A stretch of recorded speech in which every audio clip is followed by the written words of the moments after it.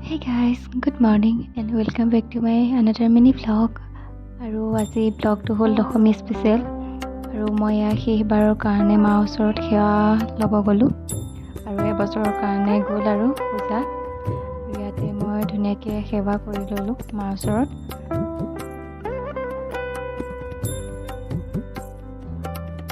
তাতে এনেকৈ গাড়ী আনিলে লৈ যাবৰ কাৰণে, যিহেতু তেখেতৰ আজি বিদায় দিন আৰু এবছৰৰ পিছত আৰু পাম লগ, সেইটো কাৰণে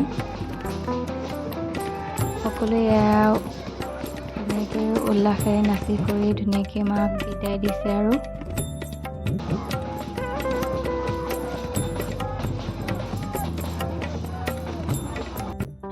আৰু মই ইয়াতে ৰখি কৰি ধুনীয়াকৈ পূজা মণ্ডপতে সকলো চাই আছোঁ। তাৰপিছতে দেৱী মাক লাহেকৈ সকলোৱে তুলি পেলাই গাড়ীত দাঙি থোৱাৰ পিছতে লাহেকৈ পূজা মণ্ডপৰ পৰা ওলাই আহিলোঁ। আহি পেলাই ধুনীয়াকৈ য'ত দেৱী মাক বিসৰ্জন দিয়া হ'ব মানে তালৈ আহি গ'লোঁ আৰু আমাৰ নদীখনতে আশে পাশে থকা সকলো দেৱী মাসকলক আনি বিসৰ্জন দিয়া হয়। আৰু ইয়াতে পাথৰিৰ পৰা দেৱী মা আহিছে আৰু লগতে কেকেচাৰো আহিছে, অৰ্থাৎ সিদ্ধাৰ্থ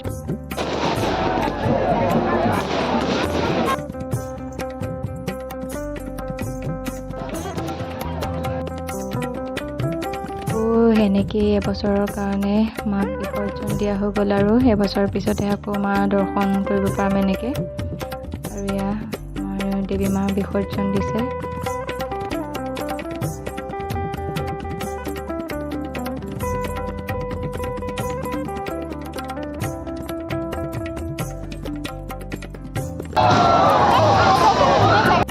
আৰু ইয়াতে মই এটা কথা মন কৰিলোঁ, দেৱী মাসকলক দলঙৰ ওপৰৰ পৰাই এনেকৈ বিসৰ্জন দিয়া হৈছে ন, কিন্তু দেৱী মাসকল তলৰ পানীত পৰাৰ পিছত একদম পূৰা চিধা হৈ গৈছে, মানে তলমূৰকৈ যোৱা নাই ওপৰমূৰকৈ হৈ পেলাই দেৱী মা প্ৰত্যেকজন মানে দেৱী দেৱতা সকলো তেনেকেই মানে বিসৰ্জন হৈছে চিধাকৈ একদম পূৰা।